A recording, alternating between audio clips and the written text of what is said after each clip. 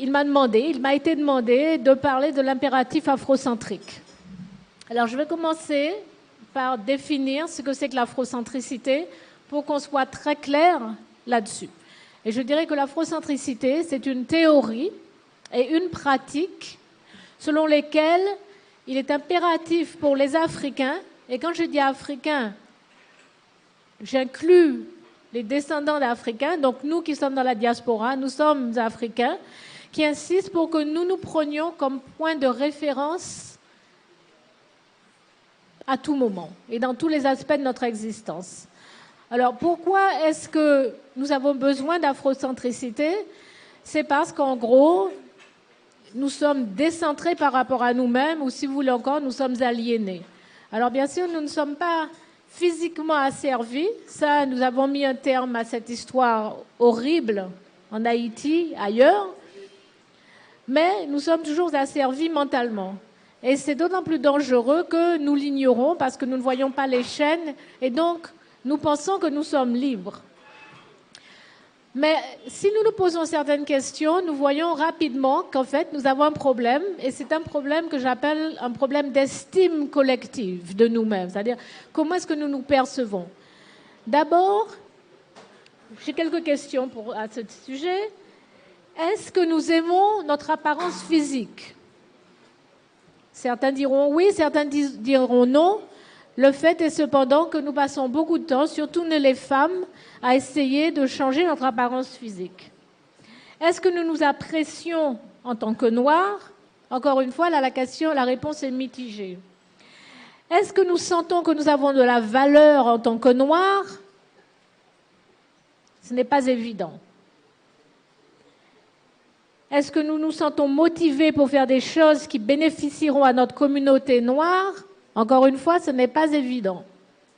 Est-ce que nous sommes fiers de l'Afrique? Pas vraiment. Est-ce que nous nous focalisons sur les atouts de l'Afrique? Pas vraiment. Est-ce que nous aimons l'Afrique ou est-ce que nous aimons Haïti au point où nous serions prêts à mourir pour l'Afrique ou pour Haïti? Pas vraiment. Est-ce que nous honorons nos ancêtres? Pas vraiment. Est-ce que nous donnons à nos enfants les noms de nos ancêtres? Pas vraiment. Rarement. En fait, lorsque vous faites cela, on vous pose la question, mais qu'est-ce qui t'arrive? Pourquoi est-ce que tu as donné un nom africain à ton fils? Moi, j'ai 3 enfants, mes 3 enfants ont un nom africain et souvent, je suis sommée de m'expliquer. Pourquoi est-ce que tes enfants ne s'appellent pas Paul, Isabelle et Pierre? Pourquoi ils s'appellent Mouswele, Tamou et Kiamouya? Et je pose la question, mais pourquoi est-ce que je leur donnerais des noms français puisque je n'ai jamais rencontré de Français qui donnent des noms africains à leurs enfants? Vous voyez? Et si je produisais un Chinois et qu'il nous disait que son nom c'est Pierre le Grand, nous serions choqués. Nous penserions que le Chinois a un problème identitaire et mental. Vous voyez? Mais nous sommes tellement habitués à être en décalage par rapport à nous-mêmes que ça ne nous étonne même plus. En fait, ça nous paraît normal. Est-ce que nous apprenons notre histoire, l'histoire de l'Afrique, à nos enfants? Pas vraiment. OK, donc, pour continuer, la source donc, de cette situation, du fait que nous avons une faible estime collective, cette source-là, la raison profonde, c'est ce que j'appelle, après d'autres, la suprématie raciale blanche et le racisme blanc, qui se sont livrés et qui continuent à se livrer à une propagande anti-africaine, anti-noire, féroce. Je ne vous apprendrai rien en vous disant que les principaux agents de cette propagande sont en fait l'école, puisque nous pouvons aller à l'école pendant 10, 12 ans sans vraiment rien apprendre de sérieux sur nous-mêmes. L'autre agence, ce sont les médias qui continuent à nous bombarder avec des images anti-africaines. Je peux vous assurer que lorsque je suis en Guadeloupe et que l'on nous montre par exemple des images d'Haïti, ce sont toujours des images extrêmement dégradantes qui donne l'impression que tout va très mal en Haïti, que tout le monde meurt de faim en Haïti et que tout le monde n'attend qu'une chose, c'est que les bons blancs viennent les sauver. En parlant de sauver et de rédemption, il y a bien sûr aussi maintenant le christianisme qui nous présente l'image de Dieu comme celle d'un homme blanc. Vous savez de quoi je parle, n'est-ce pas? J'aime bien faire ce test. Je vous dis fermez les yeux et dites le mot Dieu et voyez ce qui se présente à vous. Et invariablement, eh bien, c'est l'image d'un blanc barbu qui se présente à nous. Évidemment, le problème, excusez-moi, ça me gêne sur le côté. Et donc, invariablement, toujours cette image du blanc, la divinité suprême, l'autorité suprême, celui-même qui se substitue à notre père, à nos parents, et à qui nous devons, et devant qui nous devons nous agenouiller, que nous devons prier, que nous devons supplier, toujours ce blanc qui est là pour, soi-disant, nous sauver. Et puis nous-mêmes, bien sûr, nous sommes satanisés, puisqu'on nous dit que Satan est noir, et que l'on nous affirme que le vaudou n'est que de la sorcellerie. N'est-ce pas? Donc quand vous dites que vous pratiquez le vaudou, tout de suite, c'est toute une histoire, on vous soupçonne de toutes sortes de choses, alors qu'en fait, s'il y a une religion qui est criminelle entre toutes, c'est bien le christianisme, suivi de très près par l'islam. On n'a jamais entendu dire que des vaudouisants mettaient des bombes, n'est-ce pas, dans des avions ou mettaient des bombes dans des galeries commerciales pour tuer, n'est-ce pas, des gens qui ne leur ont rien fait. On n'a jamais entendu ça. Aucune religion africaine n'a jamais fait ça, n'est-ce pas? Et pourtant, on continue, n'est-ce pas, à véhiculer cette image de la religion africaine, de la spiritualité africaine comme quelque chose de négatif, de satanique. Donc, notre problème, ou le problème dans ce cas de la suprématie raciale blanche, c'est qu'en fait, notre humanité n'est toujours pas admise par les Blancs. Et que tout est littéralement mis sans dessus-dessous. Ceux qui ont subi les affres de l'esclavage sont présentés comme mauvais, méritant d'être traités comme moins que des bêtes, toujours, tandis que leurs bourreaux, cruels et inhumains, sont présentés comme des modèles d'humanité et de bonté. Vous voyez, puisque Dieu est blanc, eh bien bon, le tour est joué. Non seulement nous sommes en dehors de l'humanité, les Blancs deviennent, eux, le modèle, comme je vous dis, définitoire de bonté et d'humanité. Et donc, qu'est-ce que nous devons faire? C'est imiter les Blancs, nous dit-on, pour devenir pleinement humains. Et ça se passe par le biais de deux mécanismes. Le premier, c'est le mécanisme d'universalisme, où les Blancs disent qu'en fait, tout ce qui s'applique à eux vaut pour les autres. Et l'autre mécanisme, c'est le mécanisme de l'objectivité. Je commencerai par le deuxième. Nous savons très bien que l'objectivité est impossible. Épistémologiquement, il est impossible d'être objectif. Au mieux, on peut être honnête, mais on ne peut pas être objectif parce que nous avons tous un bagage, n'est-ce pas, que nous traînons avec nous, qui est déterminé par nos circonstances particulières, y compris, n'est-ce pas, nos préjugés culturels, sociaux, etc., etc. Donc, quand les Blancs vous disent qu'eux, ils sont objectifs, et que ce qu'ils disent, c'est donc la vérité, nous ne devons pas les croire. Mais ils se servent de ce subterfuge, encore une fois, pour imposer leur version des faits. Le deuxième subterfuge, c'est celui d'universalisme, encore une fois, où ce qui s'applique à eux vaut pour tout le monde. Je vous donne quelques exemples. Quand ils nous parlent de musique classique, on a l'impression qu'il s'agit d'une musique universelle, n'est-ce pas? Mais quand on dit musique classique, qu'est-ce qu'on entend? Qu'est-ce qu'on voit? Chopin, Beethoven, Mozart et compagnie, Bach, donc des musiciens occidentaux européens. Je ne nie pas que ces gens-là aient du talent, ça les concerne. Je ne suis pas là pour dire qu'ils ne valent rien. Pas du tout. Mon propos, la difficulté ou mon objection ici, c'est que ce ne sont pas les seuls musiciens classiques. Il y a des musiciens classiques dans toutes les traditions, chez tous les peuples. Vous comprenez? Quand on parle de littérature classique, qu'est-ce qui vient à l'esprit?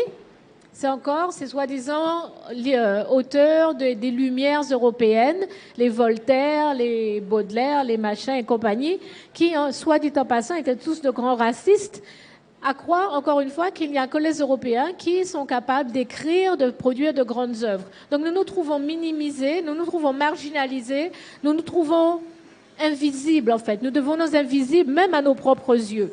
Puisque quand nous allons à l'école, on ne nous apprend pas, n'est-ce pas, nos propres traditions. Il y a autre chose encore qui est très important, c'est la conception linéaire du temps et de l'évolution de l'humanité selon un modèle tracé, n'est-ce pas, par les Blancs en raison de leur soi-disant avance par rapport au reste du monde.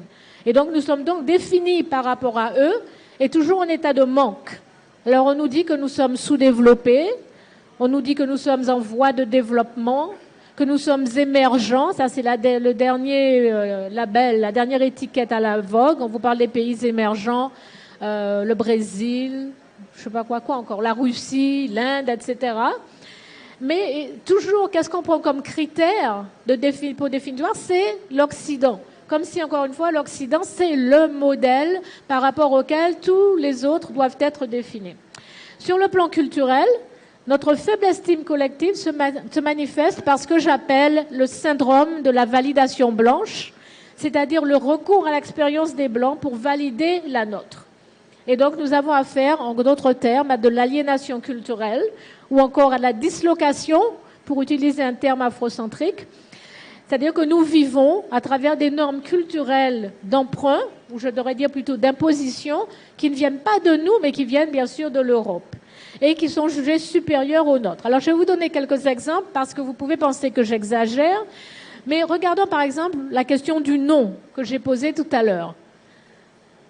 Je suis sûre qu'il y a très peu d'entre nous ici qui ne portons pas de noms occidentaux. Pourtant, nous serons les premiers à dire que non, nous ne sommes pas des Occidentaux, nous ne sommes pas des Européens, nous sommes Haïtiens, nous sommes Africains, nous sommes Guadeloupéens, et pourtant nous avons des noms d'Occidentaux et ça ne nous gêne pas plus que ça.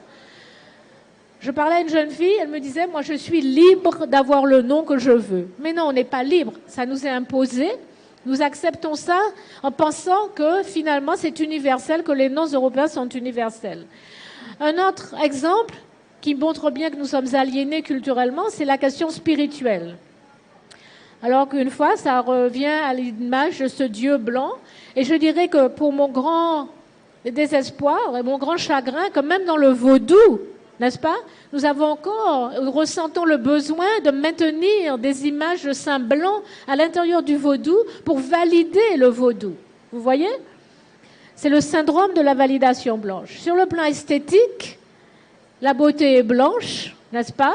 Donc, nous avons des frères, des sœurs qui cherchent à éclaircir leur peau, toujours parce que la norme, l'idéal, c'est quoi? C'est le modèle blanc. Nous nous défrisons les cheveux, nous mettons des perruques. Tout ça pour essayer, n'est-ce pas, d'émuler ce modèle-là.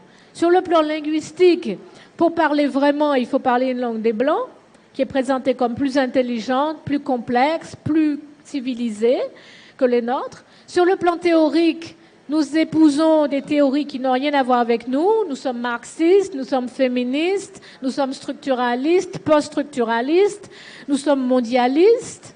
Tout ça, ça n'a rien à voir avec nous, ça ne vient pas de nous. Sur le plan identitaire, nous disons que nous sommes mélangés, que nous sommes à 80% ceci, à 20% cela. Nous sommes créoles, nous sommes métis, n'est-ce pas? Tout sauf africains. Même si, quand nous nous regardons dans un miroir, il est clair que... Sur le plan conceptuel, c'est pareil. Nous sommes encore en Occident. Nous parlons de développement, nous parlons de progrès. Nous parlons de droits de l'homme, de droits de la femme, de droits des animaux, des droits de l'enfant, de démocratie, de liberté, de mondialisation. Mais encore une fois, d'où viennent ces concepts-là? Ils ne viennent pas de nous, ils viennent de l'Occident. Et il y a quelque chose qui est très clair, c'est que nous qui sommes colonisés, qui sommes aliénés, nous ne pouvons pas imaginer, l'afrocentricité nous le dit, nous ne pouvons pas penser notre libération en utilisant les concepts de nos oppresseurs. C'est impossible. N'est-ce pas? La deuxième conséquence, non seulement nous sommes aliénés culturellement, mentalement, mais nous sommes aussi incapables d'occuper notre part d'espace physique et mental pleinement. Je vous donne un exemple. Depuis que je suis arrivée en Haïti, je n'entends qu'une chose, l'histoire de camp d'été. Vous savez de quoi je parle, n'est-ce pas? On parle des horaires d'été, des camps d'été, et je me suis posé, en Guadeloupe c'est pareil, hein? Je me suis posé la question, depuis quand est-ce que nous avons un été en Haïti? Voilà. Moi, ce que je sais, c'est qu'il y a 2 saisons en Haïti, la saison des pluies et la saison sèche. N'est-ce pas? D'où vient cette idée, cette notion de camp d'été? Je vous laisse répondre à la question vous-même, ce n'est pas très difficile vraiment. Je suis allée le mois dernier au palais aux 365 portes, c'est ça? Construit par le roi Christophe. Et l'on nous a expliqué, le guide nous a expliqué que ce palais, qui n'est pas achevé, et quelque part c'est peut-être bien, devait avoir 4 étages. Et les 4 étages, c'était pour chaque saison. Le printemps, l'été, l'automne et l'hiver. Et je me suis posé la question de savoir ce qui se passait dans la tête du roi Christophe. Vous voyez que dès le départ, on était mal parti. Parce qu'il y a encore une fois 2 saisons en Haïti, pas 4. Donc le modèle inconscient, vous voyez, c'est ce qui est dangereux. Le modèle inconscient, même alors même que l'on essaie de construire cette nation haïtienne, n'est-ce pas? Alors que même que tant de sang a coulé pour construire Haïti, le modèle inconscient demeure l'Europe.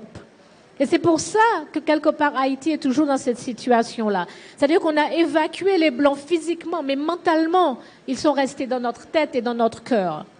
Vous voyez? Et donc nous sommes toujours aliénés et nous sommes prêts à nous battre pour rester comme nous sommes. Il y a des gens qui vont me dire « Oh, Amamazama est radical, Amamazama est raciste, Amamazama n'aime pas les Blancs. » Je dis « Vous savez quoi? Je ne suis pas raciste, je suis antiraciste. » Et c'est pour ça que je parle comme ça. Parce qu'il n'y a aucune raison pour qu'un peuple impose ses normes, son expérience à un autre peuple, à moins que ce peuple-là accepte qu'il est inférieur. Et ça, je n'y consentirai jamais. Il est impossible d'imaginer que nous, les Africains, qui sommes le berceau de l'humanité, nous sommes les mères et les pères de l'humanité. Il n'y a eu personne d'autre avant nous. Nous avons passé 70% de notre existence, vous le savez probablement, en Afrique. Il y a 50, 60, 70 000 ans, toute l'humanité était africaine, était noire. Non seulement nous sommes l'Afrique est le berceau de l'humanité, et donc nous ne sommes les enfants de personne, nous n'avons de leçons à recevoir de personne, n'est-ce pas? Mais en plus, la peau noire est la norme. La peau noire est naturelle. Ne pas avoir de mélanine, c'est ça, c'est une anormalité.